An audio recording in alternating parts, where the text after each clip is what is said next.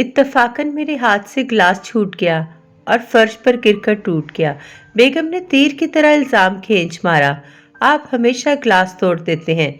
हालांकि इससे पहले मुझसे फकत एक गिलास टूटा था और वो भी हमारी शादी के इब्तदाई दिनों में, यानी आज से कोई 15 साल पहले।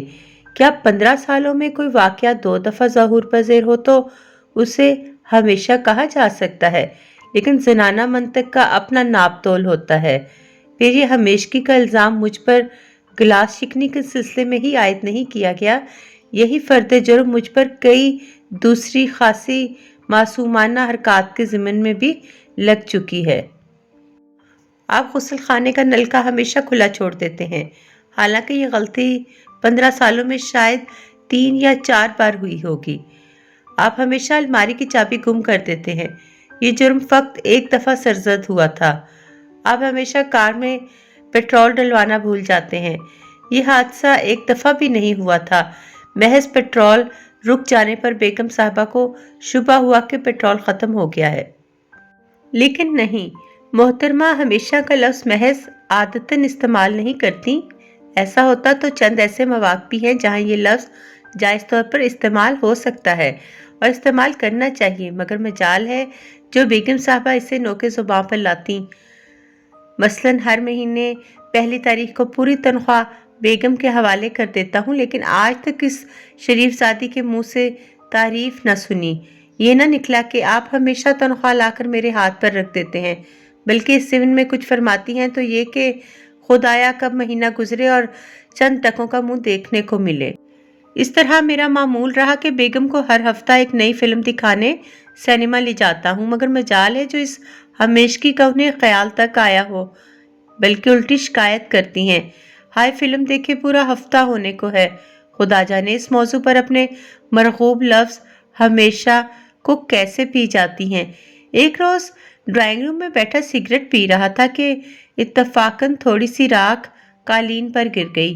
बेगम ने झट इल्ज़ाम तराशी की, आप हमेशा कालीन पर राख झाड़ देते हैं। मैंने कहा, कभी कभी राख गिर जाने से तो मुझे इनकार नहीं, लेकिन अगर मैं हमेशा अपने 40 सिगरेट रोज़ाना की राख कालीन पर झाड़ता तो गुज़श्ता 15 सालों में इस ड्राइंग रूम में तकरीबन 11 टन राख का ढेर लग चुका होता और इस सूरत में ये ड्राइंग रूम की बजाय कोयला सेंटर नज़र आता। लेकिन बजाय इसके कि अपनी गलती का एहसास करते हुए कोई माजरत करती या सीधी सादी माफ़ी मांगती, कहने लगी, तो सचमुच इतनी राख जमा हो जाती। फिर तो अच्छा हुआ मैं जूं तूं करके हर रोज़ कालीन साफ करती रही। गोया मोहतरमा ने 11 टन फर्जी राख ढोने का क्रेडिट भी अपनी झोली में डाल लिया। चंद रोज हुए, दफ्तर बंद हुआ तो मैं घर जाने की नीयत से कार में बैठा, मगर इंजन जवाब दे गया। नाचार कार को दफ्तर ही में छोड़ा और बस से घर रवाना हुआ।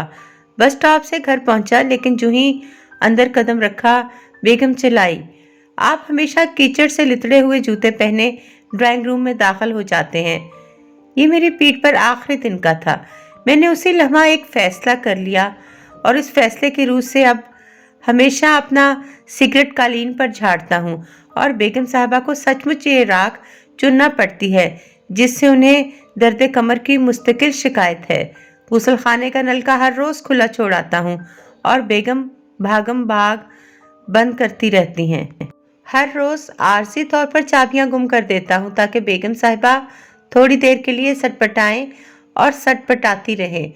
जहाँ कहीं कीचड़ मिले जूतों पर मलकर ड्राइंग रूम में आ जाता हूँ। बेगम पाँव पड़ती हैं कि खुदारा ऐसा न कीजिए। मैं थोड़ी देर के लिए आंखें बंद करके लुत्फ उठाता हूँ। अलगर्ज अब बेगम ने इन हमेशा वाले इल्ज़ामी जुमलों का इस्तेमाल तर्क कर दिया है। अब उनका मरगूब फिक्रा है, आप पहले तो ऐसा नहीं करते थे। वैसे मैं ये हरकतें करना छोड़ तो दूंगा, लेकिन कुछ रोज़ नहीं, ताकि ये सबक बेगम साहबा को अच्छी तरह जहन नशीन हो जाए। एक या दो को हमेशा कहना दुरुस्त नहीं, ना हकीकत के तौर पर और ना ग्रामर की रूह से। आखिरी खबर यह है कि बेगम साहबा की ग्रामर बड़ी तेज़ी से सुधर रही है। बेहतरीन उर्दू कहानियाँ, अफसाने और नावल, इसके अलावा शायरी और इकबाल ज़री, سننے کے لیے میرے چینل کو کائنڈلی سبسکرائب کریں، شیئر کریں اور لائک کریں۔